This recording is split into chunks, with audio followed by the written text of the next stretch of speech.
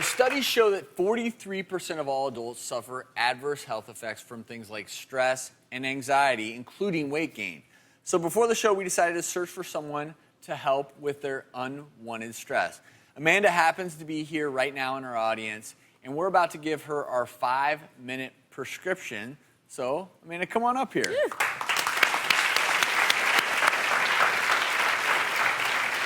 How are you? I'm good. How are you? Come on up here and join Dr. Lisa and I. Go ahead and sit down, just so you're not a patient, but what you are is dealing with a lot of stress and anxiety and weight gain with it. Yes. And let's see what Amanda had to say before the show.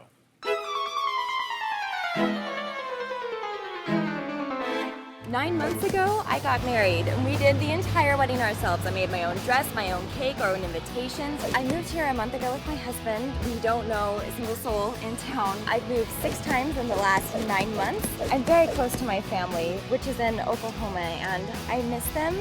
I mysteriously put on 20 pounds, it seemed like overnight, and I can't seem to get rid of it no matter what I do, and I feel stuck. Sounds like you're doing a lot of things we've been talking throughout the show that can cause unexpected weight gain. Yeah, I've made a checklist. And you don't gain 15 or 20 pounds overnight, but you don't lose 15 or 20 pounds overnight either. So one of the things we want to do was give you what we call a 5-minute prescription. And these are actually tips that anyone at home can use. One of the reasons, actually, this is my book. It's called The Lean Belly Prescription. One of the reasons I wrote this is because people need everyday tips. Because what's happening is every single day, you're probably putting on just a few little ounces. Maybe the next day you lose a half an ounce. But what's happening is just slowly over time, because of all the travel, all the stress, you're making these subtle decisions that are causing you to gain weight. So one of the things I actually went through and I found a few things that I want you to do, okay? And I call these my 10-second slim downs. So before every meal, I want you to drink an 8-ounce glass of water. Okay.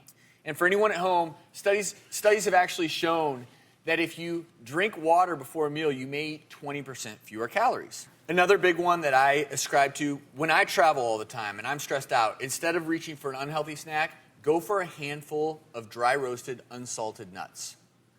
Protein, good fats, good for your heart, actually keeps you feeling full. And that gets to one other big point. When you're eating a snack or a meal, make sure that meal has protein of some kind in it. Most of the foods that you find available at an airport, fast food restaurants, really high in carbohydrates, processed carbohydrates.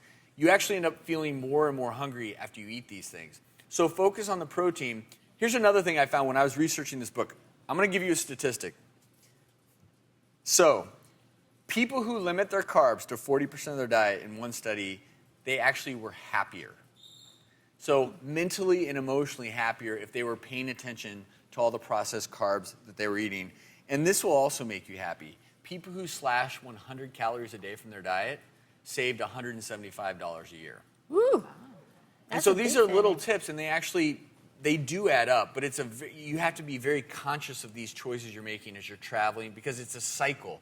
And as you travel and you're stressed out and maybe you grab something at one of the places in the airport that's not good for you, then you get on the plane, you get to where you're going, you stay up too late, you wake up too late. It's just this vicious cycle of all the things we've been talking about today.